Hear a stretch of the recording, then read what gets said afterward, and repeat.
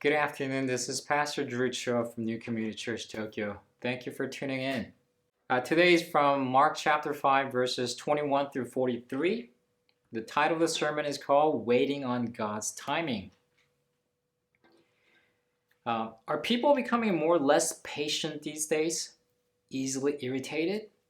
The surveys suggest that after experiencing COVID-19, or as we're experiencing it right now, more people feeling anxious and impatient. The biggest frustration is that we feel like we're not in control of anything, right? You plan a trip, you want to go off to somewhere, you want to get on the flight, go somewhere, but your COVID test result comes out to be positive. Your life is on hold for about a week or so. It's very frustrating. You were supposed to meet up with your friend, but your friend gets sick, the meeting gets canceled, and I guess these things happen, much more frequently these days. Economically, inflation is happening right now. Prices are going up. You're having a hard time adjusting to it, losing your patience. The National Academy of Sciences in America reported that impatience and getting irritated can lead to a higher chance of heart attack. I think we kind of knew that, right? But they also say being impatient speeds up process of aging. I didn't know that part, okay? But let me start off with this question, okay? How patient are you these days? How patient are you? And to ask you a more relevant question, how patient are you with God? If you've been praying for something, okay, and God seems silent, and he seems to be taking his time, okay, it's easy to lose faith or become very impatient with him. Okay? Am I supposed to wait, persevere, wait for God to answer my prayer, or should I move on to something else? How do I make that decision? Not easy, right? One of the answers could be you need to reframe the way you see and understand God's concept of time, okay? How he works through time. So today, we're going to think about what it is that makes us more patient as children of God, okay? Waiting on God. So let's jump right in, Mark chapter 5. We've been going through the book of Mark for the last 3 months, and we're in the second half of chapter 5 today. If you see today's text, we see two main figures, a Jairus, who is a ruler of the synagogue, and one woman who's suffering from discharge of blood for 12 years. So looking from verse 21, so if you look at the first half of chapter 5, Jesus went to the east side of Galilean Sea to save demon-possessed men. Okay? Just to save that one soul, Jesus goes all the way over to the east, and today he's coming back to the west shore. And when he comes back, there's a large crowd of people waiting for him. And verse 22 and 23, then came one of the rulers of the synagogue, Jairus by name, and seeing him, he fell at his feet and implored him earnestly, saying, my little daughter is at the point of death. Come and lay your hands on her so that she may be made well and live. Now, a ruler of synagogue, okay? Now, if Jairus was a ruler of the synagogue, he wasn't a rabbi, he was a layman, but his role was basically the head of Jewish worshiping community, okay? He had responsibility to maintain the building, to preserve the scrolls of the Bible, which is a very important task, and he would also arrange Sabbath worship, like designating people to read the passage, also pray, and like who's going to preach that day, things like that. So he's part of this religion. He's working for the synagogue. Most likely that he worked with Pharisees side by side. Now you have to understand this part though. He's a man of influence in that village, and he's probably aware of the fact the Pharisees didn't like Jesus. They're plotting to kill Jesus. So some commentators point this out, that this man Jairus coming to Jesus and falling on his feet was a risky move, okay? Because he's hired by the synagogue, okay? Who's working side by side with Pharisees. So here we see a humble and yet radical and costly faith of Jairus. He's willing to risk his position to save his daughter. He's that desperate, very earnest. Now, this is an urgent matter for him. Okay, his 12-year-old daughter is dying right now. So you see in verse 24, Jesus goes with him. Except the problem is, a great crowd of people are also following them together. And people are pressing on Jesus. So take a look at verse 25 and 26. And there was a woman who had a discharge of blood for 12 years, and who had suffered much under many physicians, and had spent all that she had, and was no better, but rather grew worse. So this woman, had illness. Normally women have monthly cycle, but for this woman, that didn't stop for like 12 years.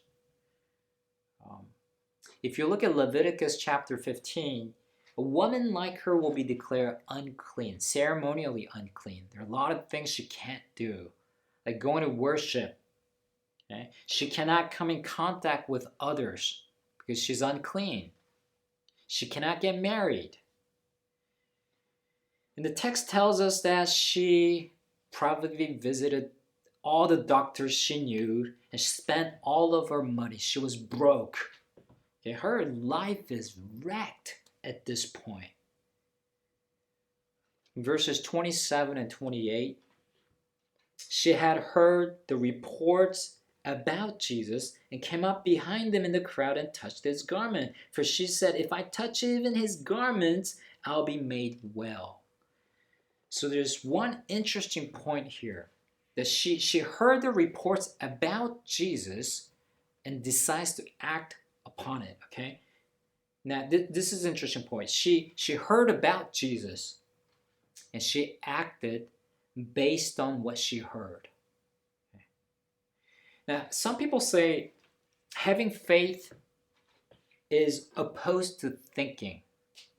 Like, just believe. Even if it doesn't make sense, just believe is what some people will tell you, right? Just do it anyway.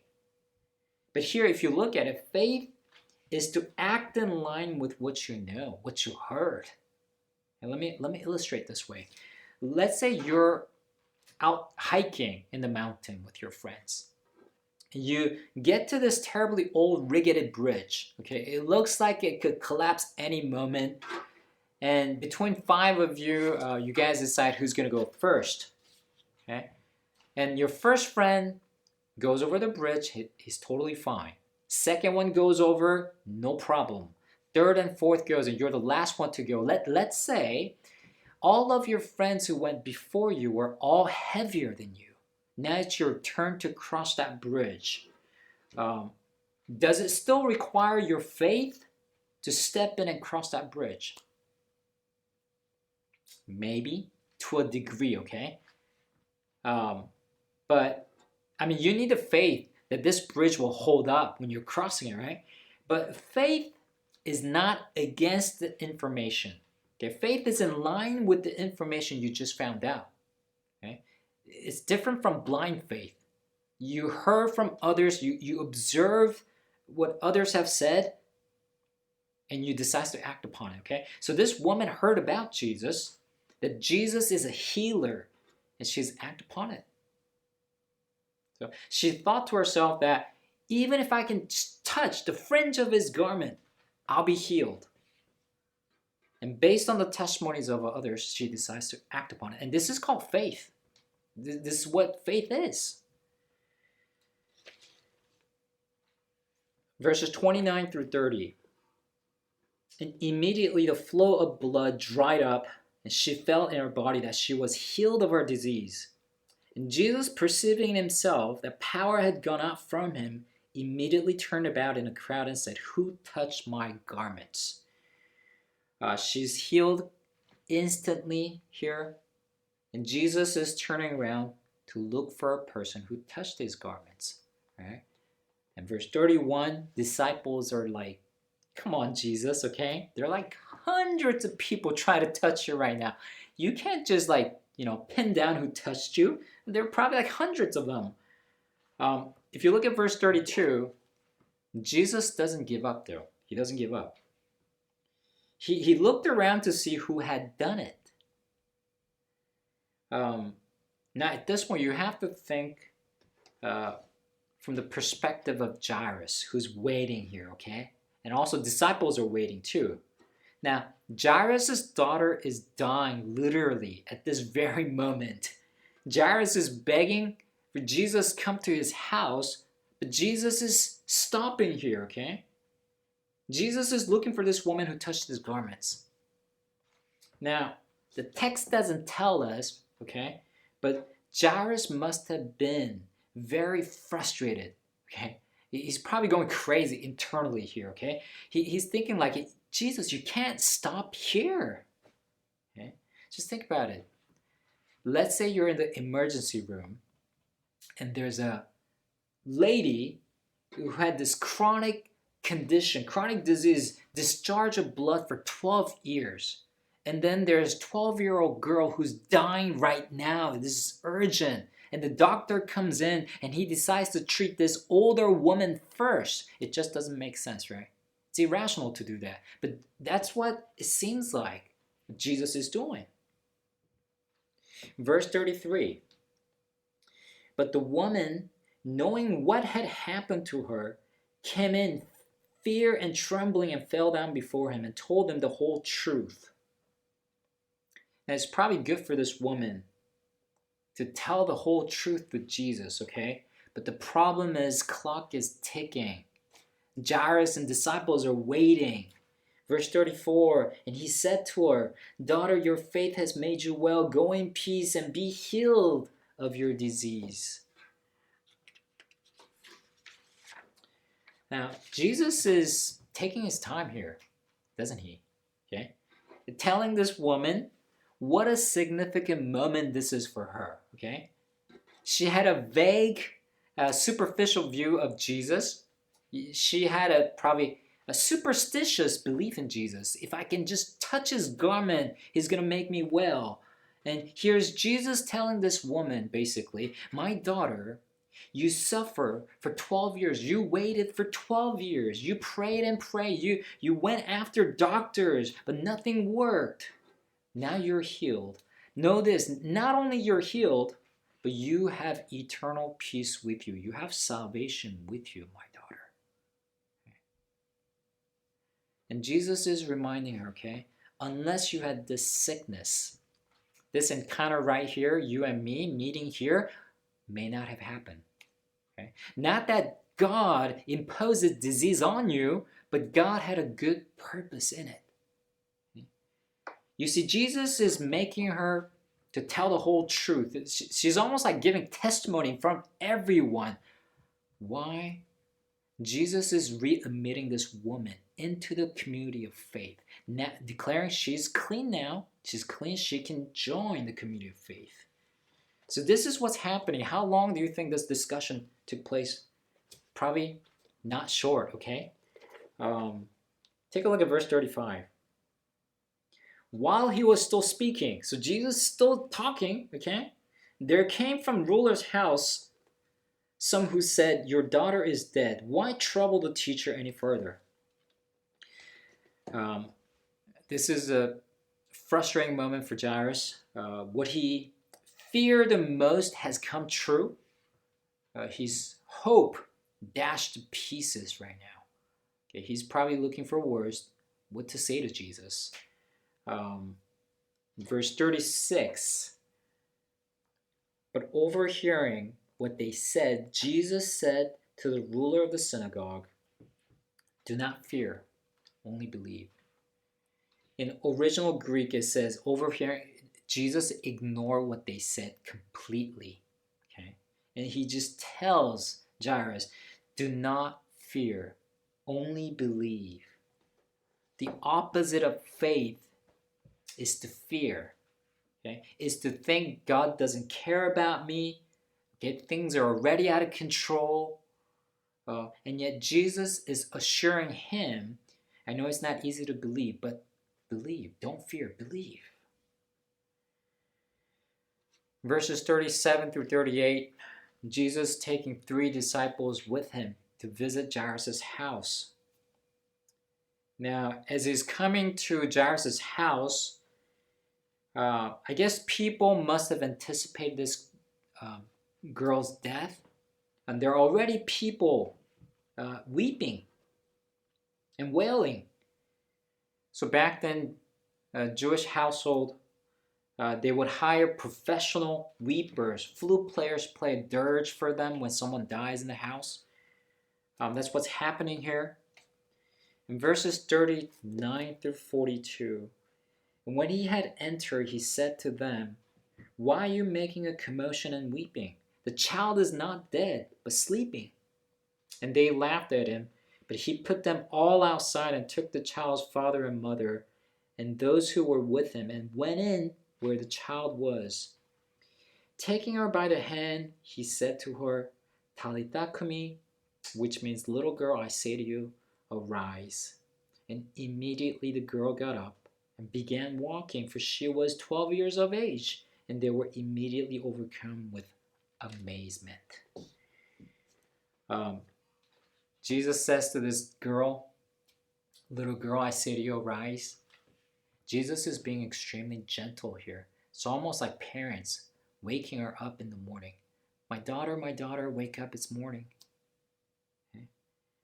Now, if you look at the story, it's turned out to be the best case scenario for them, right?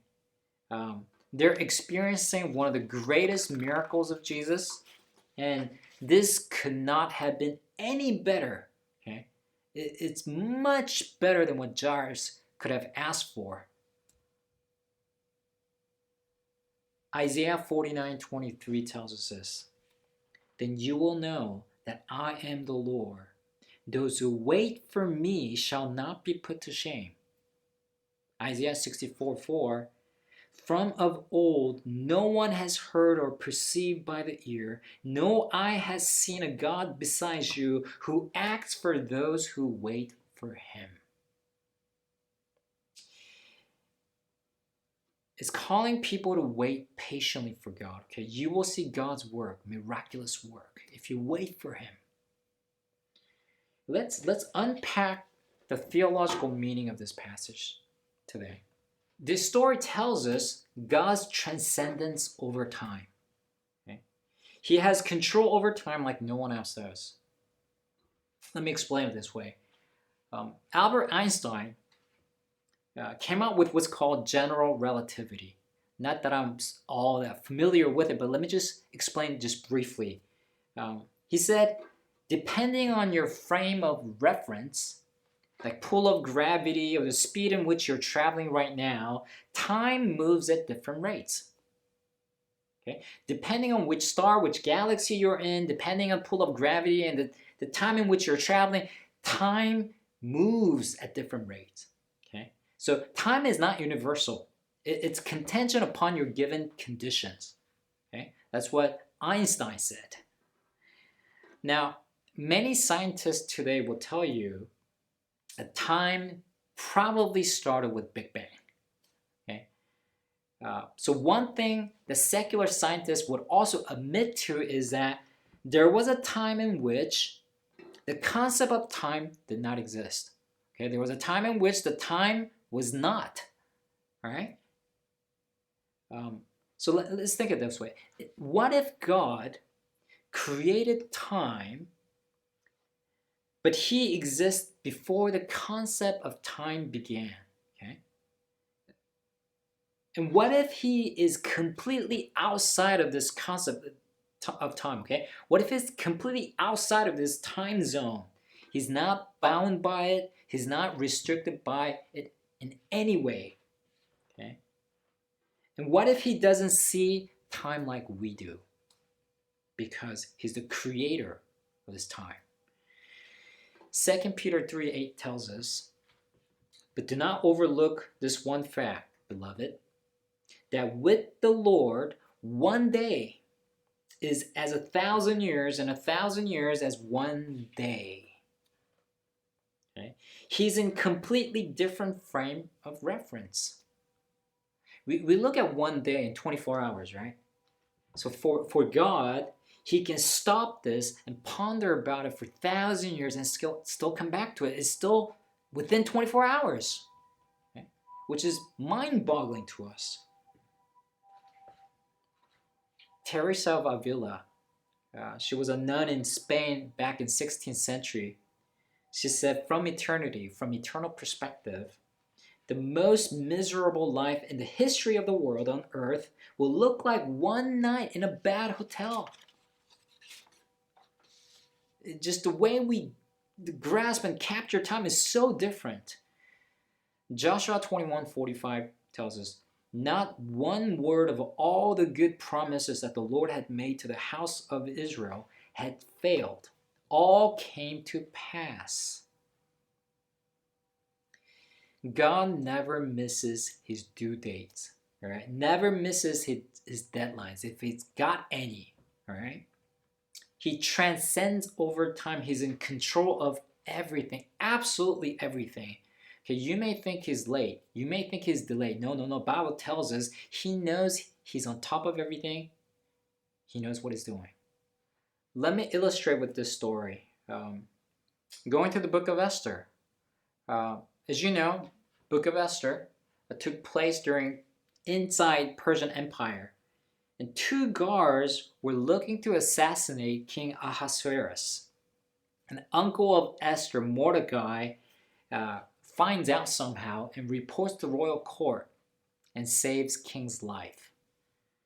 Now, unfortunately, this went unnoticed by the king. Okay? Mordecai must have wondered, you've been praying to God, God, aren't you going to reward me somehow? Are you going to just let this pass by?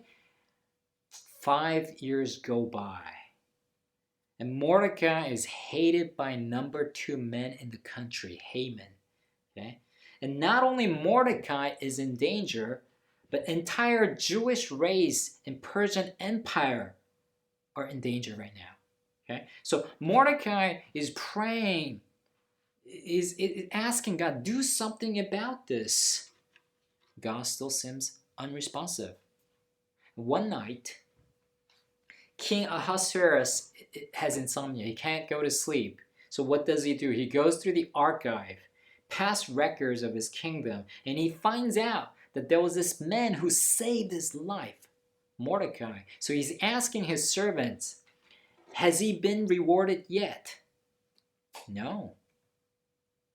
So the story goes that Mordecai gets rewarded by the king, and number 2 man, Haman, gets executed, and Jewish people saved. Everything works out, okay? But just think about it. The reward that Mordecai was supposed to get 5 years ago came 5 years later, right? Was God delayed? No, God in his perfect knowledge and wisdom knew in advance when Mordecai needed to get recognition by the king at just the right time. Okay? God wasn't late. Okay? He was setting up something for Mordecai that is much bigger than what he had hoped for. You know, there's a song called Waymaker. You are here, moving in our midst. I worship you. In the bridge of that song, it goes, even when I don't see it, you're working. Even when I don't feel it, you're working. You never stop. You never stop working. You never stop. You never stop working. You know, it says, when I don't see it, okay, you're still working. When I don't feel that you're moving for me, you're doing anything for me, but you're still working. You never stop. You never stop working. That's exactly what the Bible tells us. God is working. Even if he seems unresponsive, he's working. Even if it looks like he's making you wait, he's working. He knows what he's doing. Let's go to the conclusion. Now we can all relate to Jairus' situation, right? He wanted immediate answer. We all want immediate answer. Sometimes we become impatient with Jesus. Okay? Looks like Jesus is detouring to somewhere else, something else. Like you're thinking, does he not know that what I'm asking is an urgent matter? Okay? And perhaps you're praying to God, God, I need to get married right now, this year, okay? At least within the next 12 months. And you're asking, God, I need this baby right now. God, I need this job right now.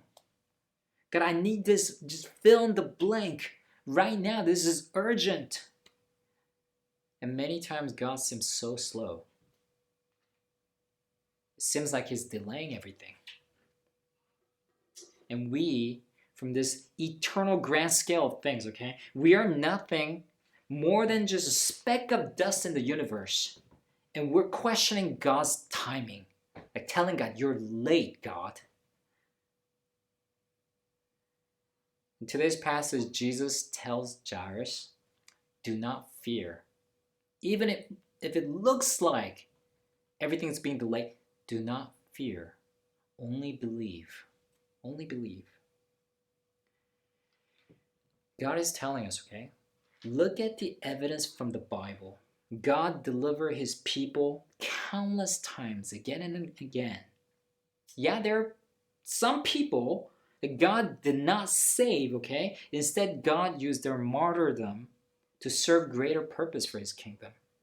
And yet, God was working. Just believe. He's working. Galatians 4:4 tells us, 4 and 5, but when the fullness of time had come, God sent forth his Son, born of woman, born under the law, to redeem those who were under the law so that we might receive adoption as sons. Okay. Before Jesus came, there's an intertestamental period for 400 years where no prophet appeared. God did not speak. It was a dark age for 400 years. Okay? People thought God abandoned Israel. But Bible tells us, no. What was God up to during those 400 years? What was he doing? God unified the world with Greek language, Koine Greek. He made people translate Hebrew Bible into Greek. And Romans came along, built the roads. Okay? Jewish population scattered across Roman Empire. Now the stage is set. When the gospel comes in, it's now ready to be spread to the ends of the earth. Okay? That's what God was doing for 400 years.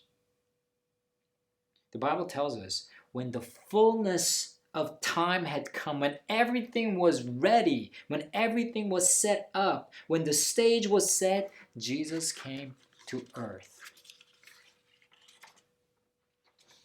When everyone thought God is being unresponsive, that he's not engaging right now, Jesus comes. The point is that God is never off on his timing. Okay? Do not fear. Believe in his timing. Believe in his timing. Today's text, a woman who suffered from discharge of blood for 12 years, she was saved. A 12-year-old girl was saved because Jesus appeared there right on God's timing. Okay? Not 1 hour early, not 1 hour late, but he came at a perfect hour. This is planned out from eternity to be there on time to save them. Okay? Bible 2 Peter 3:9 tells us the plan of God, plan of Jesus is perfect. Okay? It's never too early, never too late, so punctual. He's in control of everything. The Bible goes on to tell us that this perfect God-man Jesus, who never lost his control, he is the one who holds the universe together. Even at this very moment, he became weak and miserable on the cross.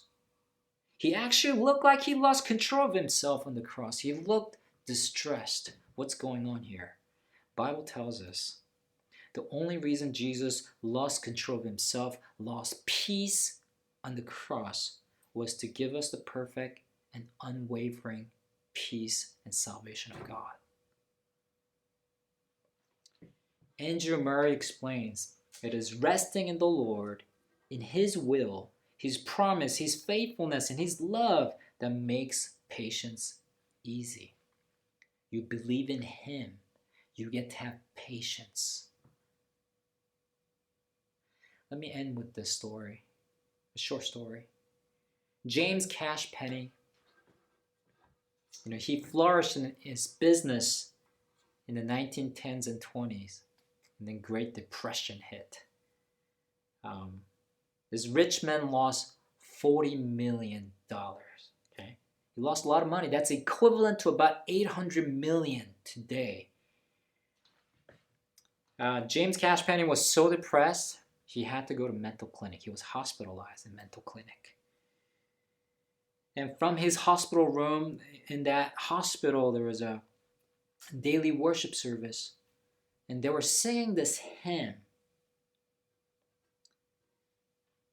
Be not dismayed, whatever betide, God will take care of you. Beneath His wings of love abide, God will take care of you. God will take care of you through every day, over all way. He will take care of you. God will take care of you. He hears this hymn from the worship service. You know what? Later on, he confesses that he was born again then. Listening and meditating on these lyrics, God will take care of me. He said he was born again. And James Cash, he showed some amazing recovery. Later on, he went on to build a $9 billion business called J.C. Penney. God uses waiting time to enlarge our understanding of Him and to increase our faith in Him. So faith in Him will give you patience, and the patience will take you far in this life. The final application is, do not fear, only believe. Believe that God is working. If you believe, what should you focus on today?